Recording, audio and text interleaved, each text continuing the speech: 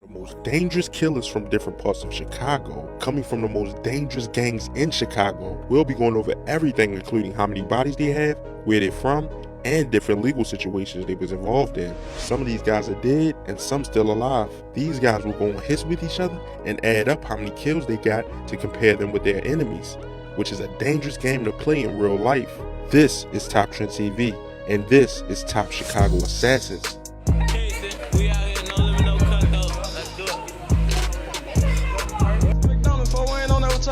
Y'all good? These no limbs, man. These are no limbs. Damn, why you back there? It don't work here. Well, he is just 19 and charged with a quadruple homicide. This is Maurice Harris. Police say the teen, who is no stranger to law enforcement, gunned down 4 people near 75th and Coles last week. The reason? Police say it appears April 3rd, 2015, at about 11:30 a.m. in the 5800 block of South King Drive near Washington Park, a 22-year-old man was walking when a gold-colored car pulled up beside him, opened fire, and pulled off. The man was taken to the Northwestern Memorial Hospital where he was pronounced dead. Jerome Anderson, aka Lil Boo, was a well-loved BD member and was one of the founders of 600. He was also a top general too. Him and his set stayed around the 59th and Cullinan area, which is not too far from Parkway Gardens, which is better known as O Block. And he was also cool with a lot of their members too. He was also the one that gave L.A. Capone his name. But even with this guy being a good leader, he was also a killer too, and was speculated to be involved with over 4 murders. One was a girl that went by the name of Crystal from the MOB set. Another one was Polo from 051 Young Money, plus Big V from Taekwon World, and MOB Scrap, which was a big hitter on the MOB side. And we'll talk about him maybe in a part 2. But on September 26, 2017, the GDs will lose a big hitter on their side too. 12:45 p.m. on a Tuesday afternoon in the 700 block of South Chapel, a 21-year-old man and a 24-year-old man was both shot in the head. Terry Mubarak Berry, aka TB, was the 21-year-old. The other man was a close friend of his. TB, though, was a big hitter on the GD side. Even was a rapper too and made a song dissing Front Street, O Block, 600, and Savage Squad. And the song is named Taekwon Way with over 2 million views of this recording. So he was known for dissing in his music. And these guys in Taekwon World hang around the 6200 block of South Vernon Avenue. He was also responsible for the murder of over 4 people, which was in 2015, Capo from Front Street, in 2016, Melvo from Nicky Gang, and plus in 2016 again, Chino from O Block, and in 2017, allegedly he was responsible for the murder of T-Roy, and he was a top-ranked assassin on the BD side from O Block, which we have a whole story on T-Roy on our page.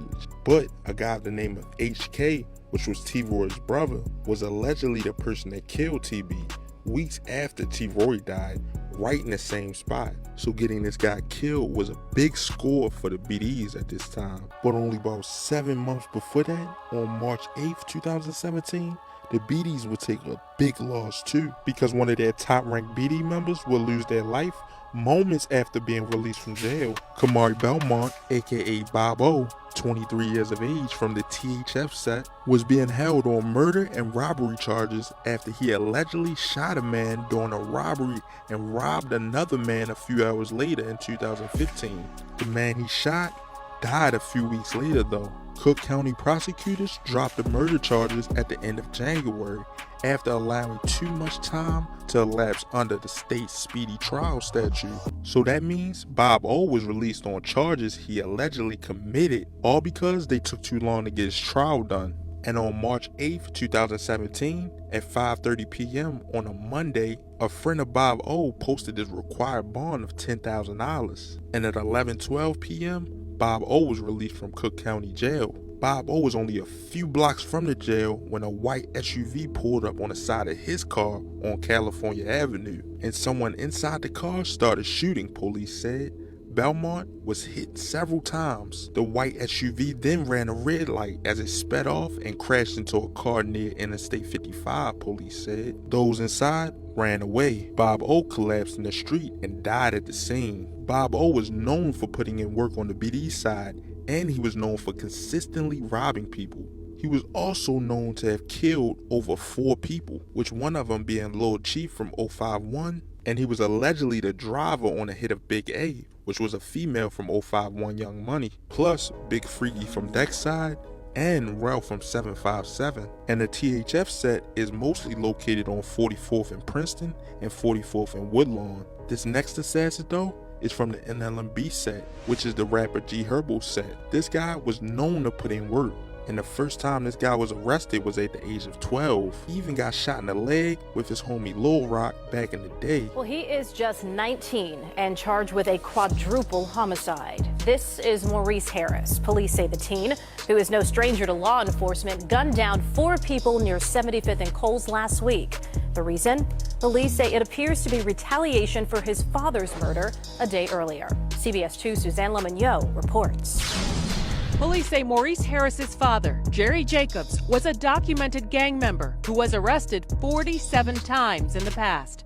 Jacobs was shot to death a day before the quadruple homicide happened near 75th and Cole. Maurice Harris, now about 23 years of age, was charged with a fatal shooting of 4 people at a restaurant in the South Shore area. Around 3:30 p.m. on March 30th, 2017, a gunman walked into a restaurant on 75th Street and Coles Avenue and opened fire, killing Emmanuel C. Strokes, 28, and 32-year-old Edwin Davis, police said. Dylan Jackson and Raheem Jackson, agents 20 and 19, were visiting their mother while she was working at the restaurant when gunfire broke out. Both tried to flee, but they was also shot in a nearby parking lot. Harris, aka No Limit Wet 'em Up, was arrested and charged less than a week after the shooting. Police at the time said Harris carried out the shooting to avenge his father, Jerry Jacobs, who was shot and killed the day before. Even though Harris did not provide a confession,